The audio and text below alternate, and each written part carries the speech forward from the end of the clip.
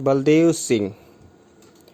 टूटे हुए तारे की तरह एक दिन हमने अचानक अपने बीच आकर उसे धम्म से गिरता हुआ पाया। ज्योतिर्मय प्रकाश पुंज, दीप्तिपूर्ण, और उसी तारे की तरह एक क्षण प्रकाश दिखला हमें चकाचौंध में डाल वह हमेशा के लिए चलता बना। जिस दिन वह आया हमें आश्चर्य हुआ, जिस दिन वह गया हम स्तंभित रह गए। पूस की भोर थी, खलिहान में धान के बोझों का अंबार लगा था। उनकी रखवाली के लिए जो कुटिया बनी थी उसके आगे धूनी जल रही थी। खेत में खलिहान पर चारों ओर हल्का कुहासा छाया हुआ था, जिसे छेद कर आने में सूरज की बाल किरणों को कष्ट हो रहा था। काफी जाड़ा था। धीरे धीरे ठंडी हवा सनक कर कलेजे को हिला जाती। सब लोग धूनी को घेरे हुए थे, जिसकी लपट खत्म हो चुकी थी। हाँ, लाल अंगारे चमक रहे थे। ज्यों ज्यों अंगारे पर राख की परत पड़ती जाती, हम नज़दीक से नज़दीक होते जाते, मानो हम उन्हें कलेजे में रखना चाहते हों। काफ़ी निस्तब्धता थी। दौनी के लिए खलिहान के बीचों बीच जो बांस का खंभा गड़ा था, उसके धान के शीशे वालों झब्बेदार सिरे पर एक काला भुजंगा पंछी बैठा था। कभी कभी चीख कर उसकी निस्तब्धता को भंग करने की तुच्छ चेष्टा कर रहा था। इसी समय एक नौजवान आकर दूर से ही मेरे मामा जी को देखकर चिल्ला उठा, पालागी चाचा जी। हम सबका ध्यान उसकी ओर गया। एक गभरू जवान, अभी मूछों की मसें भीग रही, रंग गोरा, जिस पर बाल किरणों ने सोना सा पोत रखा था। दाहिने हाथ में बांस की लंबी लाल लाठी, बड़ी सजीली, घने पोर वाली, गांव दुम की उतार वाली। बाएं हाथ में लोटा लिए वह शौचालय से लौट रहा था। बादामी रंग का मोटिए का जो लंबा खलीता कुर्ता पहन रखा था, उसके भीतर से उसका शरीर गठीलापन और सौंदर्य फूट पड़ रहा था। ओ बलदेव, तुम कब आए? बहुत दिनों पर दिखाई दिए। पूरब कमाते हो? खुश रहो खुश रहो, लेकिन हम लोगों को भी तो मत भूलो। शायद 2 बरस आए हो। यूं ही मामा जी ने उससे पूछताछ की। बड़ी आजीजी से उसने क्षमा मांगी। फिर बोला, चाचा जी, आप सोचा है यहीं रहूँगा। बहुत दुनिया देखी, मन कहीं न लगा। ननिहाल भी से जी उब गया। यह पुश्तैनी जमीन जैसे डोर लगाकर खींचती रहती है। सोचता हूँ आप लोगों की सेवा में ही जिंदगी गुजार दूं। नवयुवकों को जब मालूम हुआ बलदेव सिंह यहीं बसेंगे, उनके आनंद का ठिकाना न रहा। बलदेव सिंह के पिता भरी जवानी में मरे। बलदेव सिंह तक छोटे से बच्चे थे। उनकी माँ उन्हें लेकर मायके चली गई और तब से वहीं बेचारी वहीं रहे। जवान होने पर बलदेव पूरब जाने लगे। वहाँ बंगाल में किसी राजा के दरबार में पहलवानी करते। काफ़ी पैसे मिले। अब उन्हें अपनी पुश्तैनी जमीन की याद आ गई। वह घर जो खंडहर बना था, फिर एक बार आबाद हुआ। गांव में उनके आने से नई जान आ गई, जवानी आ गई। अखाड़ा खुद गया, उसमें कुश्तियां होने लगी। भोर में कुश्तियां, शाम को पट्ठेबाजी, गदका, लाठी चलाना आदि आदि। पेठियां के दिन बलदेव सिंह शिष्य मंडली के साथ सदल बल चलते देखते ही बनता था। आगे आगे बलदेव सिंह जा रहे हैं। पैरों में बूट जो बंगाल से लाए थे, कमर में धोती जिसे कच्छे की तरह अजीब ढंग से पहनते थे। वह घुटनों से थोड़े ही नीचे जाती।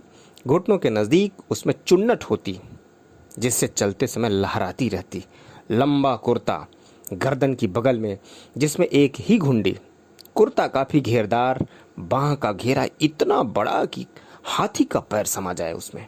गले में सोने की छोटी सी ठोस ताबीजों की पंक्ति, जिसमें कुछ चौकोर और कुछ चंद्राकार, सिर पर कलंगीदार मुरेठा, जिसका एक लंबा छोर उनकी पीठ पर झूलता। हाथ में सरसों का तेल और कच्चा दूध पिला पिलाकर पोसी गई लाल सुर्ख लंबी लाठी, या कभी कभी वह मोटा डंडा, जिसमें कुर्ते के नीचे कमर से लटकती हुई गंडासे की फली बात की बात में फिट करके वह सक्षम यम बन सकते थे। अपनी ताकत और हिम्मत का उन्हें इतना विश्वास था कि झूमते हुए, सिर ऊंचा किए, छाती ताने शेर की तरह चलते। आगे आगे वह, पीछे पीछे इसी बन ठन और रूप रंग में उनकी शिष्य मंडली होती। रास्ते में, पेठियां में उनका सुंदर सुडौल शरीर देखकर किसकी आंखें न निहाल उठती थी। शरीर में इतनी ताकत और लेकिन स्वभाव कैसा? बच्चों सा निरीह निर्विकार, चेहरे पर हमेशा हंसी खेलती रहती, सबके साथ नम्रता से पेश आते, कभी गुस्सा उनमें देखा नहीं गया। सबकी सेवा करने को सर्वदा प्रस्तुत, बच्चे उन्हें देखते ही लिपट जाते। बूढ़ों की आंखें हमेशा उन पर आशीर्वाद बरसाती। जवानों के तो वह देवता बन चुके थे। उन दिनों हिंदू मुसलमानों की तनातनी नहीं थी, दोनों दूध चीनी की तरह घुले मिले थे। हिंदू की होली में मुसलमानों की दाढ़ी रंगी होती थी, मुसलमानों के ताजिए में हिंदू के कंधे लगे होते थे। ताजिए के दिन थे, मेरे गांव में भी ताजिया बना था, यद्यपि एक भी मुसलमान वहां नहीं था। एक बूढ़े मौलवी साहब बुलाए गए थे जो उसके धार्मिक कृत्य कर लेते। हमें सरोकार था सिर्फ ताजिए के निकट हो हल्ला मचाने से। शाम हुई, जल्द जल्द खा पी कर सब लोग एकत्र हुए। ताशे बजे, लकड़ी खेली जा रही, गदके भांजे जा रहे, पट्टेबाजी हो रही, लाठियों के खेल, तरह तरह के शारीरिक करतब, औरतें और बच्चे मरसिया के नाम पर शोर मचा रहे हैं। खेल कूद में आधी आधी रात बीत जाती। ताजिए के पहलाम का दिन आया। गांव से दूर राजपूतों की एक बस्ती में रन सजता, वहीं जवार भर के ताजिए इकट्ठे किए जाते।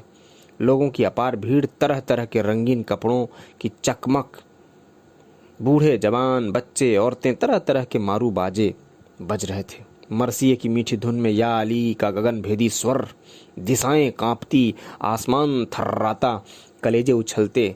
जवार भर के जवानों का तो यही दिन था। बन ठन के आए हुए हैं, कहीं कुश्तियां हो रही हैं, कहीं मेढ़े लड़ाए जा रहे हैं, कहीं लाठी, गदकी और लकड़ी में हाथ की करामातें दिखाई जाती हैं। देखते देखते दर्शकों का दल दो मतों में विभाजित हो जाता। कोई एक को शाबाशी देता, कोई दूसरे को। दोनों अपने अपने हीरों की विजय चाहते। कभी कभी इस वीर पूजा के चलते ललकारें लग जाती, आंखें लाल हो उठती, भुजाएं फड़कने लगती। मालूम होता अब मुठभेड़ होकर ही रहेगी, किंतु प्रायः इस भावना पर बुद्ध की विजय होती। थोड़ी देर में समुद्र का ज्वार शांत हो जाता, फिर आंखों में रस, होंठों पर हंसी। हम लोग भी अपना ताजिया लिए रन पर पहुंचे थे। एक जगह मेढ़े लगाए जा रहे थे, मैं उसी को देख रहा था। मेढ़ों की लड़ाई, वाह क्या कहना। ये छोटे झबरीले जानवर जो अपने मालिकों के पीछे सुधुआ बने फिरते, एक दूसरे पर किस तरह टूट पड़ते।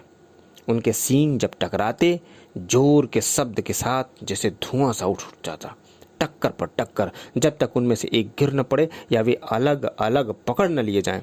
लड़ने से पहले लाल मिर्च उनके मुंह में रखकर जैसे उन्हें और भी उत्तेजित कर दिया जाता। मैं मस्त मगन हो यह मेढ़ा लड़ान देख रहा था कि एकाएक बड़े जोरों का हो हल्ला हुआ। सभी लोग एक ओर दौड़े जा रहे हैं और वहां लाठियों की खटाखट जारी है। यह खटाखट खेल की नहीं है, कई सिरों के खून से फव्वारे छूट रहे हैं। और यह बीच में कौन है? बलदेव सिंह। पुराने हंसमुख रसीले बलदेव सिंह नहीं, बलदेव सिंह साक्षात भीम बने हुए। आंखों से अंगारे झड़ रहे थे। सिर पर जो एक लाठी लगी थी उससे खून निकल करके ललाट से होते भाव के ऊपर जमकर वह एक लोंदा सा बन गया था। दोनों हाथों से लाठी पकड़े वह जोरों से चलाए जा रहे थे। जिस ओर इस रूप में निकल जाते हड़कंप मच जाता। देखिए, यह आदमी उनकी ओर लाठी संभाले बढ़ा। उसे देखते ही खड़े हो गए। उसने लाठी चला ही दी तो झट अपनी लाठी को दोनों छोरों से, दोनों हाथों से पकड़ कर अपने सिर के ऊपर ले गए। उसकी लाठी की चोट इसी पर ठांसी आकर लगी। दूसरी बार, तीसरी बार, बार बार वार व्यर्थ जाता देखकर वह भाग खड़ा हुआ। किंतु अब वह बलदेव की बारी थी। बलदेव सिंह एक लाठी और जमीन पर चक्कर खाकर गिर पड़ा। अरे यह क्या होने जा रहा है? चारों ओर हाहाकार मच जाता। भगदड़ फैल गई थी। अब वहां महाभारत मचकर रहेगा। सब अनुमान कर रहे थे कौन किसको क्या कहकर समझाए, कौन किसकी सुनने जा रहा था। फिर बिना बलदेव सिंह को शांत किए क्या शांति आ सकती थी? जट हमारे बूढ़े मामा जी आगे बढ़े, चिल्लाकर कहा, बलदेव सिंह।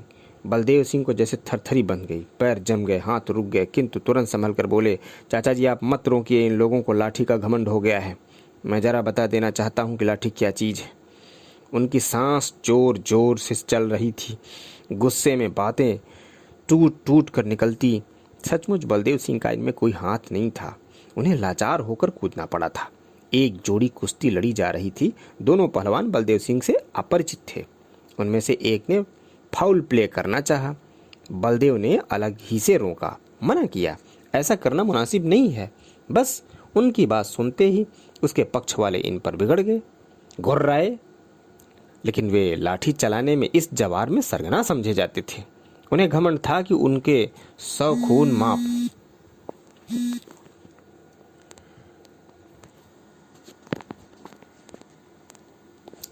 खून माफ। किंतु बलदेव सिंह धौंस को कहां बर्दाश्त करने वाले।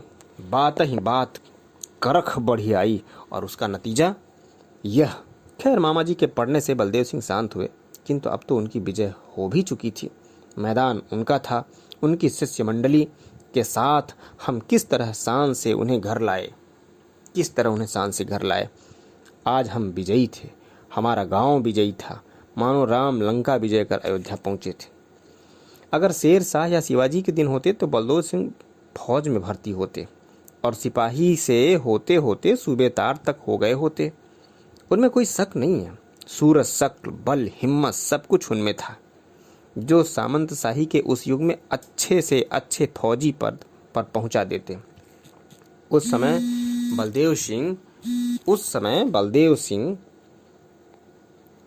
बलदेव सिंह किस कान से हमारे गांव में आते।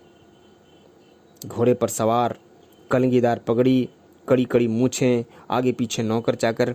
किंतु अंग्रेजी राज्य में यह कहाँ संभव था। हाँ, जो संभव था वही हम देखते थे। वीरता अपने लिए निकास का रास्ता तो बनाने ही वाली थी। यह अजीब है हमारी बस्ती, चारों ओर राजपूतों और अहीरों का ठठ। राजपूतों में अगर राम की शान तो ग्वालों में कृष्ण की यादवी आन बान। दोनों कौमों में जैसे खानदानी बैर चला आ रहा हो। छोटी छोटी बात पर भी तनाव हो जाता, मूछें कड़ी हो उठती, आंखें लाल हो जाती और लाठियां चलकर रहती। दोनों कौमें दो गिरोह की हैसियत से लड़ती थीं। दो गिरोह के अंदर भी युद्ध जारी ही रहता था। भाई भाई में, पड़ोसी पड़ोसी में, एक बित्ता जमीन के लिए, आम के एक फल के लिए, शीशम की एक डाल के लिए खून के फव्वारे छूटते। वे युद्ध प्रायः आकस्मिक होते। खेत की जुताई हो रही है, पेड़ के नीचे गपशप हो रही है, रास्ता चलते चलते भी लोगों में गुत्थम गुत्थी हो गई। किंतु कभी कभी जमकर की भी लड़ाइयाँ होती। दोनों पक्ष से लोगों का बिटोरा होता। भाई बंद जुटते, कुटुंब कबीले के लोग आते, कुछ लोग पैसे पर भी बुलाए जाते। ऐसे मौके आने पर हमारे जवार में कहीं भी कोई जमकर लड़ाई होती तो बलदेव सिंह एक न एक पक्ष से जरूर बुलाए जाते और यतो धर्मस्ततो जय की तरह जिस तरफ बलदेव सिंह होते उसी पक्ष की जय निश्चित होती। एक बार इस तरह का एक धर्मयुद्ध देखने का मौका मुझे भी मिला। बिशुनपुर से दो छत्री भाई थे। दोनों की दांत काटी रोटी थी, किंतु आखिर दिल टूटा तो एक दूसरे की जान के दुश्मन बन के रहे। घर द्वार, खेत खलिहान सबका बांट बखरा हो चुका था। दोनों एक आंगन में रहते भी दो दुनिया के जीव थे। संयोग से उस साल आम के एक पेड़ के लिए दोनों भाइयों में तनातनी हो गई। वह लंगड़ा आम का पेड़। हमने जाकर देखा, फलों के गुच्छों से लदी उसकी डाल डाल जैसे जमीन छूने को ललक रही हो। हरे हरे पत्ते उन सफेदी लिए हुए आमों के गुच्छों में से न जाने कहाँ छिप रहे थे। काफी पुराना पेड़ था, खूब फैल गया था और हर साल अच्छा फल भी देता था। किंतु इस साल तो वह द्रौपदी की चीर बनकर महाभारत मचाने आया था। फिर यह ललचाने वाला वेश वह क्यों न धारण कर ले। कहते हैं यह पेड़ बढ़ चुका था, छोटे भाई की बाट में पड़ा था, जो कई साल से उसके फल का उपभोग कर रहा था। किंतु बड़े भाई के लड़के ने हिसाब लगाकर देखा, यह आम का पेड़ तो मेरे हिस्से का है, धोखे से चाचा जी को मिल गया है। पेड़ों की गिनती, खतियान सबको अपने पक्ष में पेश करता। किंतु यहाँ खतियान से क्या होने वाला है। अगर तुम्हारा है तो मर्द के बेटे हो, चढ़ के आओ, फल तोड़ लो, खाओ, नहीं तो लुगाई के आंचल में मुंह कर रख कर सो जाओ। सीधा तर्क, सीधी बात। इसके जवाब में एक दिन तय कर दिया गया, अगले सोमवार को डंका बजा के हम फल तोड़ेंगे। चुप चोरी जो काम करे उसकी ऐसी तैसी। दिन तय हुआ, घड़ी तय हुई, दोनों तरफ के घिटोरा होने लगा। बलदेव सिंह के पास भी दोनों पक्षों से निमंत्रण आने लगे। किंतु यहाँ तो कृष्ण जी की टेक थी, जो खुद मेरे पास पहले आएगा उसका साथ दूंगा। यह चिट्ठी पत्री क्या चीज। बड़े भाई का बेटा एक दिन घोड़े पर पहुंचा, उसकी बातचीत हो रही थी कि छोटे भी पहुंचे, किंतु तब तक बलदेव सिंह वचन दे चुके थे। दूसरे दिन सशिष्य मंडली वह बिशुनपुर जा पहुंचे। आज ही युद्ध होने वाला है, लड़ाइयों से दूर ही रहना चाहिए, क्योंकि प्रायः निर्दोष भी उसमें फंस जाते हैं, पिट जाते हैं। बड़े बूढ़ों की इस आज्ञा की अवहेलना करके भी कुतूहलवश मैं दर्शकों की उस भीड़ में शामिल हो गया जो भिन्न भिन्न दिशाओं से बिशुनपुर जा रहे थे। बिशुनपुर उस दिन कुरुक्षेत्र बना हुआ था। बीच में वह आम का पेड़ निश्चय निर्द्वंद खड़ा है। दोनों प्रतिद्वंदियों की जमात जुटी। फालों की फलियां धूप में चमचम कर रही हैं। गंडासे दिन में भी चांद से चमक रहे हैं। फरसे परशुराम की याद दिलाते हैं। लाठियां उछल रही हैं धामिन सांप की तरह। हाँ, तलवार की बहुत ही कमी थी, क्योंकि उस पर अंग्रेजी राज की सनी शक्ति पड़ चुकी थी। पर लठैतों का कहना था, जो मार भाले और फरसे की होती है वह तलवार की कहाँ। मैं उनके तर्कों पर नहीं भूला था। मेरी विस्मय विमुग्ध आंखें तो इन तैयारियों को देख रही थीं। रह रहकर जय ध्वनियाँ होती, ललकारें होती, तब तक आल्हा के कुछ कड़के सुनाई पड़ते। बोलो महावीर स्वामी की जय कहकर दोनों पक्ष के योद्धा आम की ओर बढ़े। दर्शकों के कलेजे धक धक करने लगे। अरे कुछ देर में इनमें से कुछ मर चुके होंगे, कुछ घायल पड़े होंगे। उफ, मेरे मुंह से अच्छी तरह निकल भी नहीं पाई थी कि देखा बड़े भाई के पक्ष में सबसे आगे बलदेव सिंह हैं।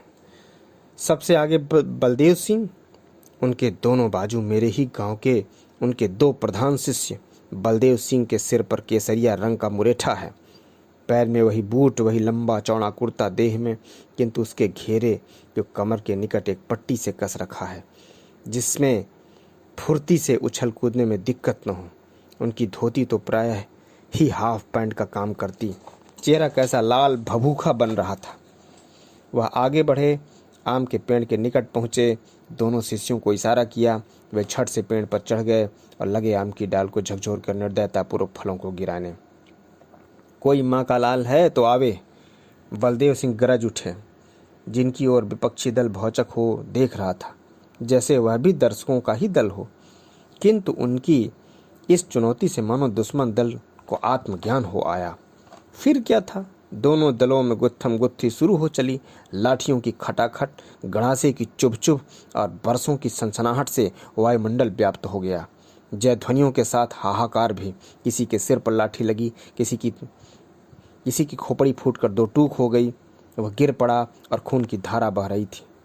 किसी के पेट में भाला जा चुभा। भाले की फली के साथ उसकी अंतड़ी बाहर आ गई। अंतड़ी के दोनों हाथों से पकड़े वह औंधा पड़ा है। जो हाथ 10 मिनट पहले लाठी भांज रहा था, गणासे के एक ही वार से उसके शरीर से अलग कर दिया गया है। वह रक्त सिक्त जमीन पर अब भी रह रहकर उछल जाता है। चारों ओर खून, चीख। मेरी तो आंख बंद हो गई।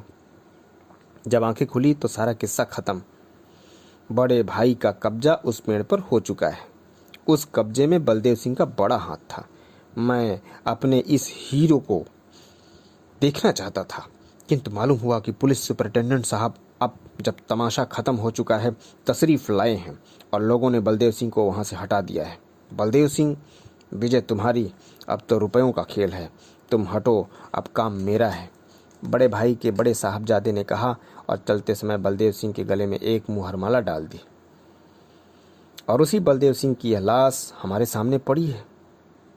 सिर चूर चूर जैसे भुरता बना दिया गया हो, खून और धूल से सराबोर, ललाट से तेज बरसता। उसी पर मक्खियां भिन्ना रही थीं। एक आंख धंस गई, दूसरी बाहर निकल आई है। होंठ को छेद करके दांत बाहर निकल रहे हैं। नहीं, यह हमारा बलदेव सिंह नहीं हो सकता। बलदेव सिंह की ऐसी गत। एक गणासा गहरा कंधे पर लगा है और वह बांह लटक सी गई है। दूसरी बांह का पूरा पंजा गायब। छाती वैसी ही तनी है, पहले से कुछ ज्यादा ही फूली हुई, किंतु पेट की जगह सारी आंत निकल आई है। आंत का यह ढेर कैसा भयानक, कैसा विभत्स। नहीं, यह हमारा बलदेव सिंह हो ही नहीं सकता। पैरों को जैसे किसी ने मकई के डंठल सा पीट रखा है। आड़े तिरछे बने रहे, अजीब फूला हुआ। कहीं से खून बह रहा, बह कहाँ रहा। बहाव तो कब तक का बंद हो गया। अब तो काले बहे खून के धब्बे मात्र, जिन पर हाँ मक्खियां भिन्ना रही थी। नहीं, यह हमारा बलदेव सिंह नहीं हो सकता। बलदेव सिंह की ऐसी गत, जिस शरीर को देख देख कर आंखें नहीं अघाती थीं, मैं जिसे देखकर कहती थी मेरा बेटा ऐसा ही शरीर धन पावे। युवतियां मन ही मन गुनती, धन्य है वह नारी जिसे ऐसा पति मिला। अगले जन्म में हे भगवान मुझे बलदेव सिंह की दासी बनाना।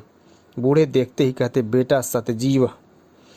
नौजवान जिस पर पागल हो बिना मोल के गुलाम बने पीछे लगे फिरते, वही शरीर आज यहाँ जमाने सामने पड़ा है।